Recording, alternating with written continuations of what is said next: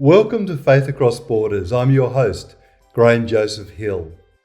Faith Across Borders is a podcast that is catalysing innovative Christian faith through global conversations and local initiatives. Each week we bring you insightful conversations with experts, leaders and visionaries around the world who bring new perspectives in growing your faith in your spiritual journey. Today's guest is Lamin Sanneh, former D. Willis James Professor of Missions and World Christianity at Yale Divinity School and the author of numerous award-winning books on world Christianity and the relationship between Christianity and Islam. For sponsorship inquiries, please email faithacrossborders@gmail.com. Please stay tuned. You're a professor at Yale Divinity School. Can you tell us something about your role at this university and seminary? I have 3 appointments at Yale. I have Professor of World Christianity and Mission here at the Div School. I'm also Professor of History at Yale University, so I teach undergraduates. And I'm also Professor of International Area Studies in the Macmillan Center. 3 appointments, but 1 paycheck. Yes. It harkens back to the days when at Yale professors taught for the privilege and the honor of teaching at Yale. Yes. I teach for the paycheck. Yes. When did you decide that you wanted to get into education in this area? It was really while I was teaching at Aberdeen University in Scotland, where I was teaching in Islamic studies, which was my appointment. And my colleagues asked me to teach courses in African Christianity. I protested, but they wore me down, so I agreed. Because a colleague, Aidan Hastings, was going to be away on sabbatical, and Harold Turner from New Zealand had retired. And so I did some reading, 6 months of research, and in the process, I discovered things I never expected to discover. So that I stumbled on the theme of the engine of the missionary movement being the translation movement, the translation of the Bible into the vernacular, and the development of the vernacular with grammars and dictionaries. And in that way, I saw immediately that Christianity in mission was invested in the development of indigenous cultures. That was never my expectation when I started. Now, you've written quite a lot on post-colonial theology and also on the shift from the global north to the global south, if you want to use those terms.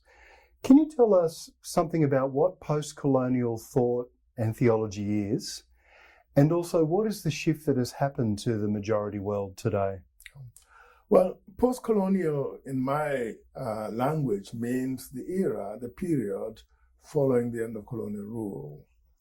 And I use it to indicate that there seems to be a stream, a current, 2 currents, in fact, that are interacting and flowing in different directions. One is the withdrawal of colonial powers from colonial territories, and the other is the surge of conversion to Christianity. And this current of Christian conversion I found really surprising. And I began to think that it must be because within Christianity itself, the mission of the church, seeds were planted that took time to germinate. And when they did, it really didn't matter. In fact, it was helpful that the colonial impediment was no longer there to obstruct the growth of Christianity. That's exactly what happened. I lived in Nigeria at the time, in the 60s. And in Nigeria, there were probably 8 million Christians altogether in all the denominations, Catholic, Anglican, Methodist. But today, the Anglicans alone, the Church of England, followers in Nigeria number about 18, 19 million. Methodists are not too far behind. So the real growth of Christianity in Nigeria happened to coincide with the era following the end of colonial rule. And so post-colonial for me is not a an ideological description. It's a historical marker of the transition from the colonial and the missionary era to the period when Christianity became actually effective on the ground. When you look at the explosive growth of the church in Africa today, what do you think are some of the reasons why that has happened? Well, to simplify the answer to that question, there is almost an overlap between areas of high Christian impact and areas of the growth of the development of the vernacular. Almost necessarily so. Or put it another way, rather striking. Where people have lost the indigenous name for God in Africa, there the conversion to Christianity has been minimal. It's only areas where the indigenous name for God has been preserved and where the scriptures are available in the vernacular, in the mother tongue, that we see the greatest impact of Christianity. The other reason, I think, for the growth and expansion is that the colonial impediment, or you might say the colonial embarrassment, got out of the way. And so indigenous agency, coupled with the vernacular Bible, helped to give the impetus to the growth and expansion of Christianity. When you look at the Church of Africa today, what do you think are the key things that it can teach the churches of the West? In my thinking, I think of the mission of the church as being transnational, universal, and across all time and space. I see Christianity creating communities of believers whose faithfulness to the gospel takes precedence over their ethnicity, their race, and their nationality. And so when I think of what is it that the churches in Africa can teach the West, I think essentially of partnership and mutual respect and mutual help in the mission of God, which is a mission entrusted to all believers, to the church, and to the members of the church. What do you think are some practical ways that Christians in the West can partner with, collaborate with, not only African, but other churches in the majority world today? Well, there should be reciprocity. Christianity in the West has been in decline, if not numerically, certainly in influence. Christianity as a religion has been sidelined in the West. But the West is still endowed with enormous resources. It has the intellectual capital, it has the social capital, the great universities, great libraries, great theology, great cathedrals, great music, fantastic art.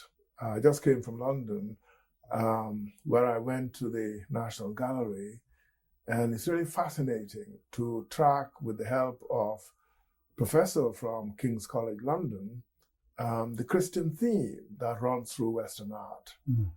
It's quite remarkable. In Africa and elsewhere, we haven't acquired those assets yet, but we have living monuments as testaments to Christian faith. Believers across all cultures, all races, all classes.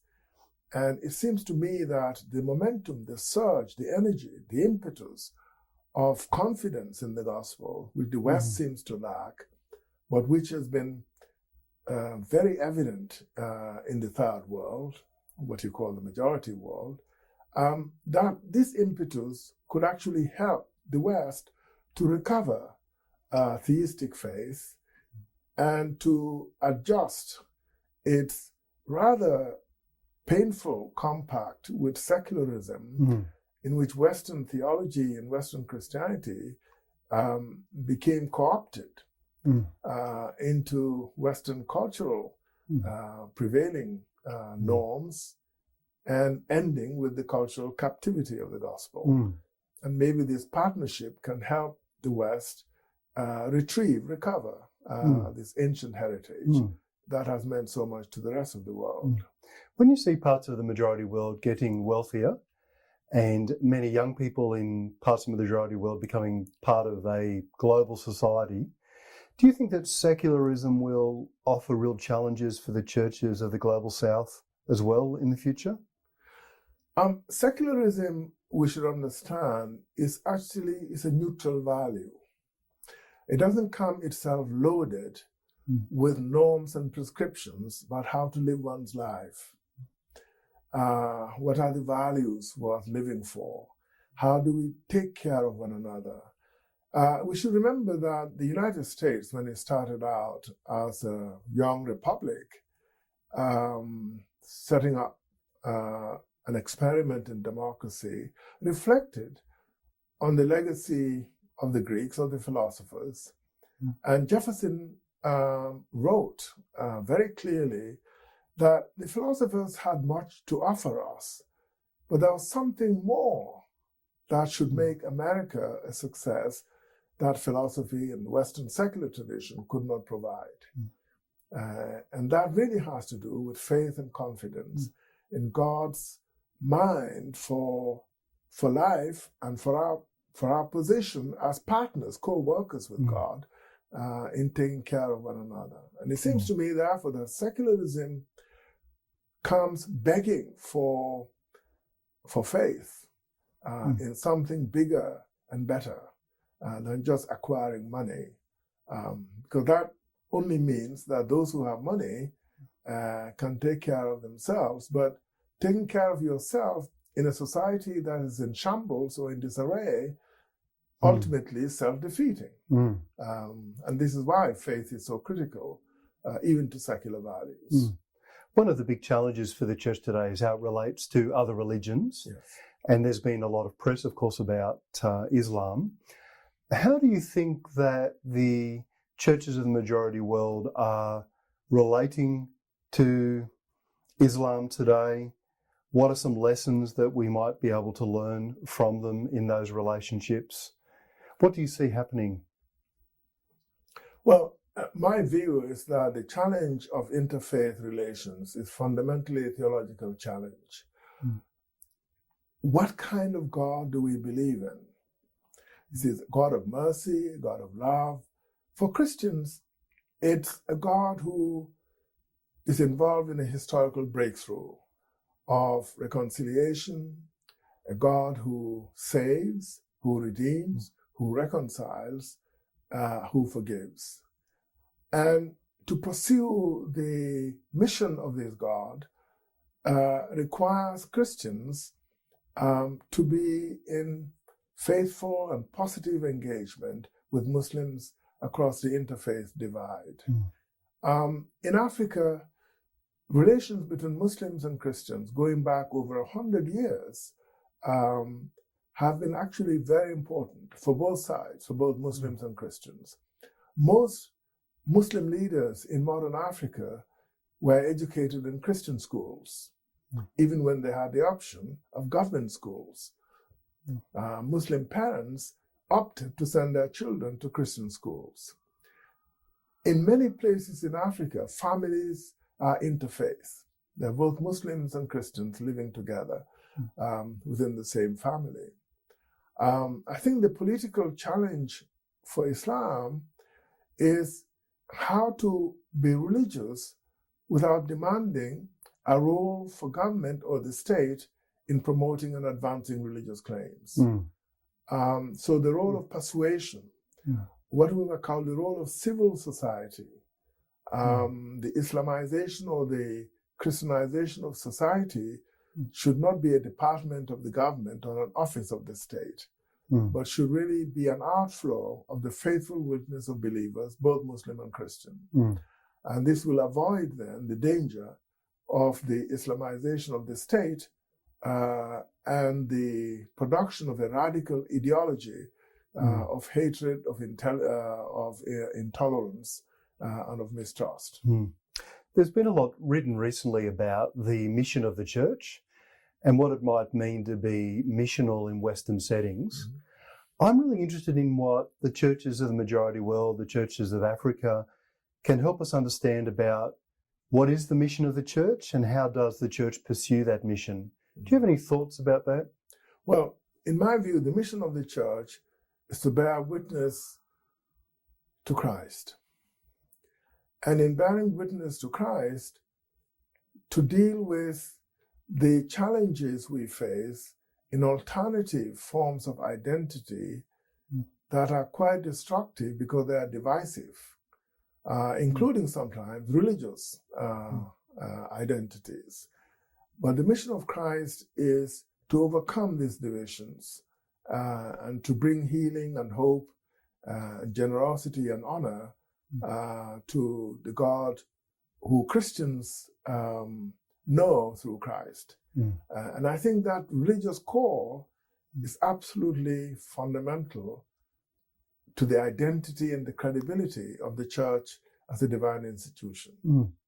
What do you think is most misunderstood about the majority world church today? The most misunderstood aspect of the majority, or call majority church, I don't like the word majority church. What term would you prefer to use? I would call the third world. The third world, yeah. For theological reasons, rather than statistical or economical reasons, or even industrial reasons. I think the most fundamental misunderstanding of the church in the third world is a kind of secular or liberal misunderstanding of the church. It's very easy for a cleavage to develop in the minds of critics in the West about the church in Africa and Asia being conservative and intolerant. And this assumes that the church has power to define society. I do not think that most churches in Africa and Asia really think of creating a theocracy. They don't have the power, they don't have the inclination, they certainly don't have the theology or the resources to do that. Most churches in the third world want a neutral state that is balanced in its relationship with religious communities, that is not anti-religious, doesn't favor one religion over another. And to that extent, I would have thought that the liberal West would welcome that kind of development. So the secular understanding or misunderstanding of the church in the third world, I think, does really disservice to where the church is in society and in history. But I think it diminishes the prospects, the potential of Western partnership and collaboration with the churches to advance human rights, especially the education and the advancement of women in these societies. I've asked you what's most misunderstood about the majority world church. What do you think is most misunderstood about your writings? Anything? Again, I haven't really come across much. I've come across a lot of misinterpretation of what I'm saying or not saying. I'll give you one example. My memoir, published recently, was reviewed in one place where the reviewer went into the review with the idea that because I am a convert from Islam, there must be a kind of anti-Islamic feeling in my writing. So he accuses me of Islamophobia. Oh. Well, actually, there's nothing in the memoir that says anything negative about Islam. If I've said anything critical, it's actually about Christianity and against Christianity.